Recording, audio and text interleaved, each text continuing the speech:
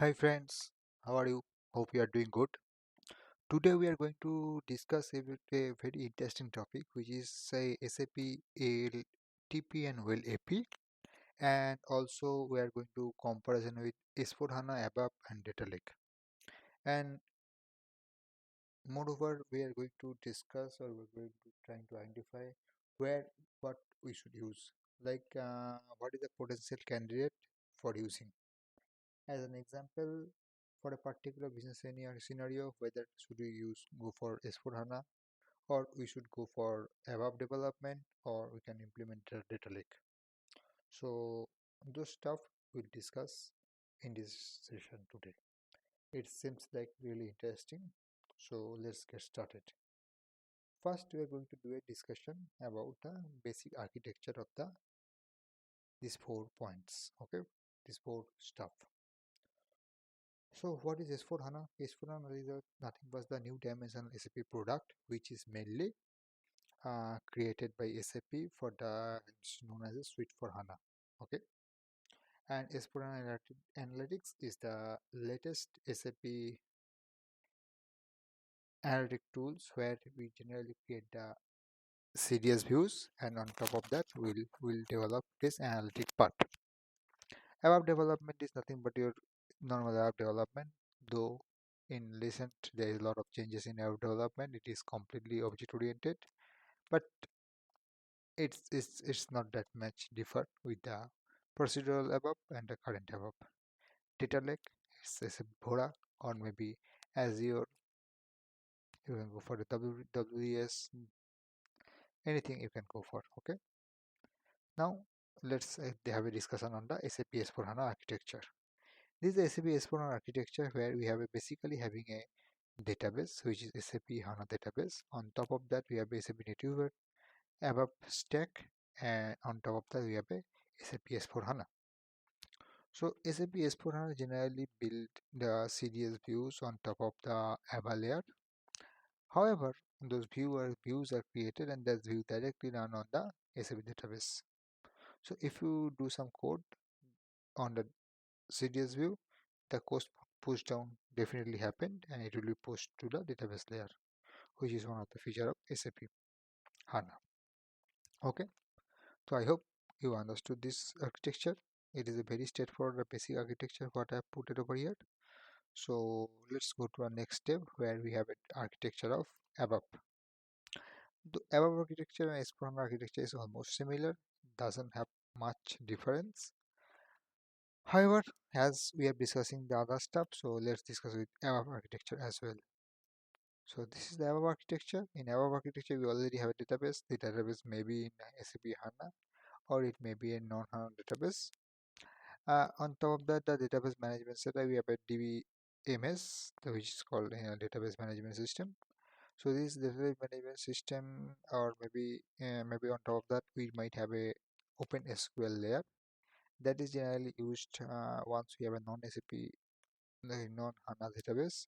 So this OpenSQL layer generally interact with the ABAP and the database, and it will be converted from OpenSQL to native SQL. It's called the OpenSQL engine.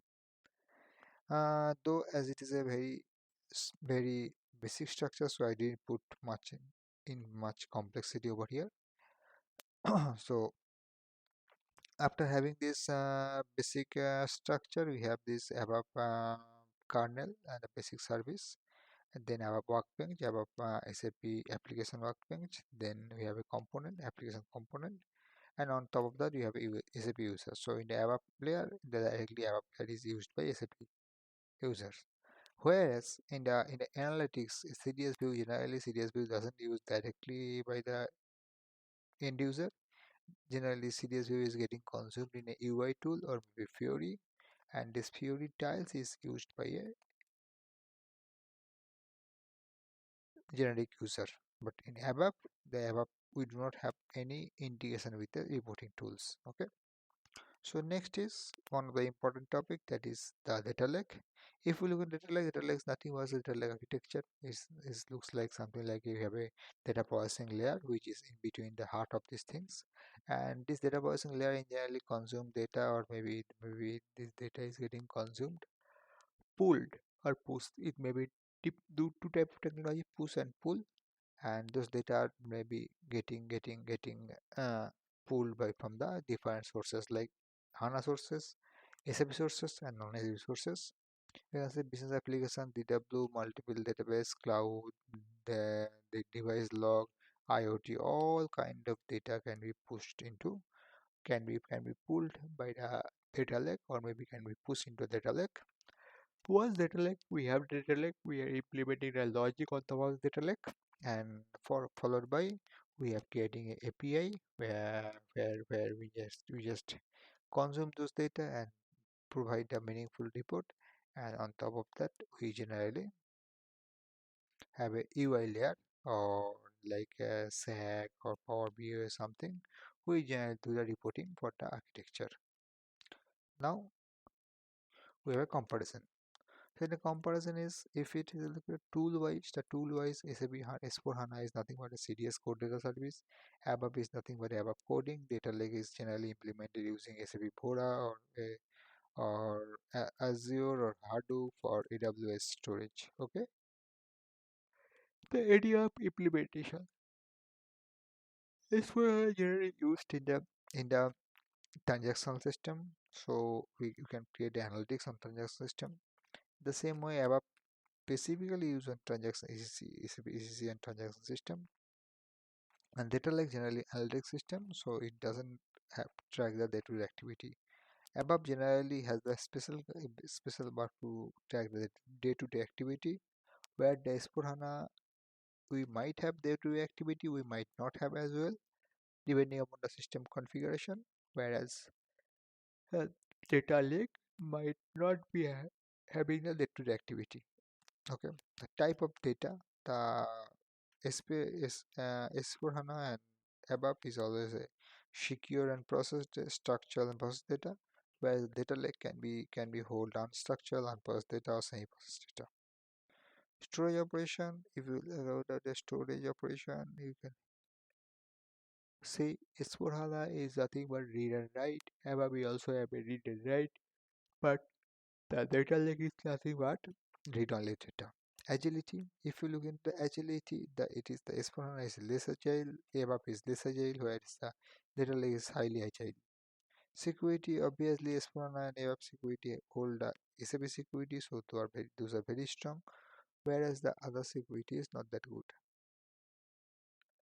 The last is the users is generally business user or management business user, and the third data lake is used by the data science or the other people.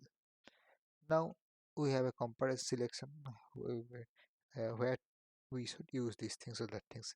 If your complex logics is always recommended to go for ABAP or data lake, because S4HANA doesn't have handle complex logic. It is generally straightforward and a view creation. If you have ABAP functionality, in that case you have to go for a ABAP logic. In that case, S4HANA or data lake will not work. The data from multiple, if the data coming from multiple systems, so in that case the potential candidate is data lake. SAP HANA or SAP ABAP is not a potential candidate. If you have a volume of data, so in that case small, medium, or big, and the big data is for the data lake. Small, medium, big data for the ABAP, and S4HANA is always a small or medium data set. If it's a we are putting huge data set in a routine, the other system will be down. Okay, so the structural data, then unstructured data is also the same way. The next is a high data security required. In that case, both the cases S4HANA and ABAP is yes, but data lake is not here, and there is not. Real-time data is given by the S4HANA, whether HANA and data lake will not give you the real-time data. Data analytics required is for S4 and app and the S for data lake. Whether the ABAP is not recommended to do any analysis. Uh, last is a push data or non-SAP storage, push data to non-SAP storage. So that is not recommended for the ABAP or S4HANA, but it's the data lake have this property, and they should use database data lake for that. Data modification required. If it required, Esperanto is not possible. Above it is possible. Both those is not recommended. The data warehouse it is possible but not recommended. The same way, the non-SAP data and it is not recommended, and it is only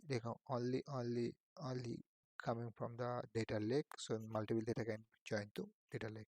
So that is the all together. I hope you enjoy the session. Please give us feedback and if possible subscribe our channel.